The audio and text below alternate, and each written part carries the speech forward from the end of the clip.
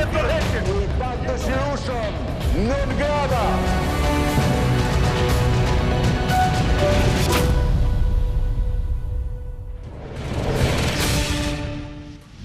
Vjojmë transmitimin së bashku tashmë me Virtual Worlds për të parë disa nga momentet kryesore të botës virtuale në pritje të negociatave të armëpushimit për të mbyllur të konfliktin SBA-Izrael-Iran, për të shkatëruar aftësinë bërthamore të Iranit nëpërmjet negociatave për të hapur ngushticën e Hormuzit. Presidenti amerikan Donald Trump ka bërë 2 postime në Truth Social në platformën e tij sociale në llogarinë zyrtare ku ka ripostuar këto imazhe. Para tregon ngushticën e Hormuzit e rimenduar me emrin ngushtica e Trump. Rikujtojmë se kjo nuk do të ishte hera e parë që presidenti amerikan ndryshon emrin e një pikë të rëndësishme lokacioni gjeografik në harta ku gjiri i Meksikës mori emrin gjiri i Amerikës sipas një urdhri ekzekutiv të presidentit që shkaktoi në fakt dhe në përplasje diplomatike me fshinjin Meksikën. Por gjithashtu Donald Trump postoi dhe një imazh të vetes së tij me inteligjencë artificiale teksa mban edhe një armë me syze dielli piloti dhe deklaron jo më djali i mirë, no more Mr. Nice Guy,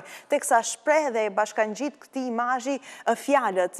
Irani nuk i rregullon sjelljen e vet, nuk janë duke nënshkruar një marrëveshje për të mos pasur armë bërthamore, bëjnë mirë që të bëhen të zgjuar shumë shpejt dhe më pas firmos dhe këtë postim presidenti Donald J. Trump.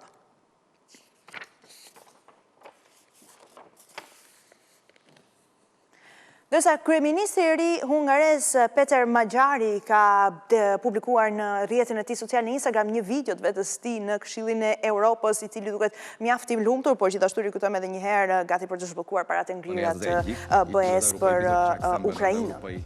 Tanács elnöke és körben a 27 tagállam. Gyertek, keressük meg a magyar táblát, és ahol a magyar miniszterelnök úr az európai csúcsok idején. Ez egy relatíve új épület, 2017-ben épült, még akkor, amikor én itt voltam kint diplomata, 18-ban mentem haza. Itt látjátok, itt van Franciaország, Csehország, Svédország, Spanyolország, Belgium, és mellette itt van Magyarország, minden országnak a gjithashtu edhe neve fondet a saját Bashkimit Evropian nyelvén me van kiírva, miliarda euro Lengyelország të és cilat nuk Belgium kishin között. shkuar në Hungari të harruara prej vitesh për shkak të mosmarrëveshjeve mes Brukselit dhe tashmë ish kryeministrit Viktor Orban. Ciprusi elnöksége van az Európai Tanácsnak.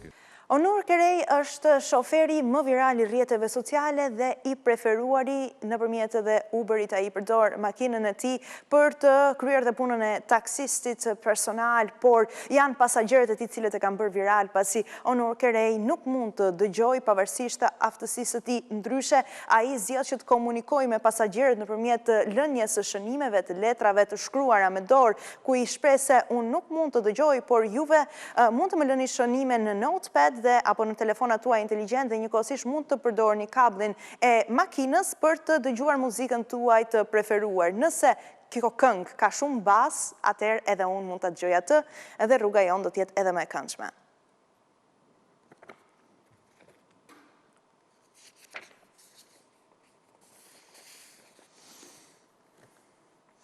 Ndërsa videot e radhës të cilat janë bërë virale në rrjetet sociale janë mjaft shokuese, por njëkohësisht të trishta dhe reflektojnë mënyrën se si sistemet bankare në Indi ka lënë pas komunitetet e marginalizuara dhe ato fisnore indiane. Bëhet fjalë për Gjitu Mandra, i cili ka zgjedhur që të zhvarros motrën e tij për të marrë eshtrat dhe së bashku me to ka shkuar drejt bankës, të cilët nuk i jepnin parat në llogarinë bankare të motrës pa certifikatën e vdekjes, pa provën se ajo është ndarë nga jeta.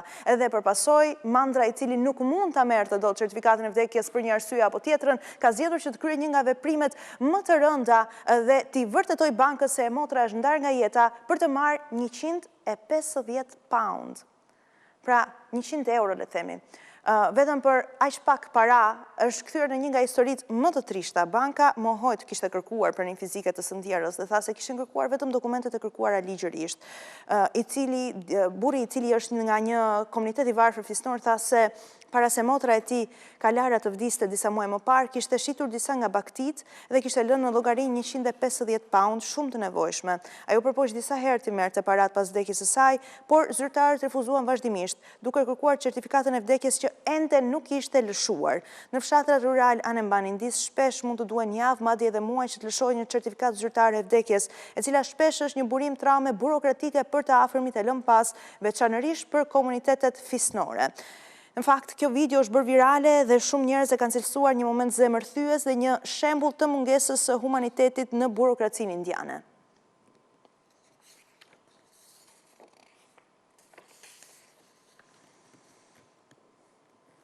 Një tjetër moment në rrjetet sociale tregon derën e një hoteli Ritz-Carlton, e cili ishte i zënë, i okupuar, nëse mund ta themi në këtë formë, sepse një fole vogël ishte ndërtuar nga një zog, edhe në vend që ta zhvendosin, hoteli zgjodhi në fakt që ta mbyll të gjitha të hyrje dhe për t'i ridrejtuar mysafirët në një derë tjetër, duke vendosur sigurinë e zogut mbi komoditetin e klientëve të tyre apo personave që do të qëndronin në hotel.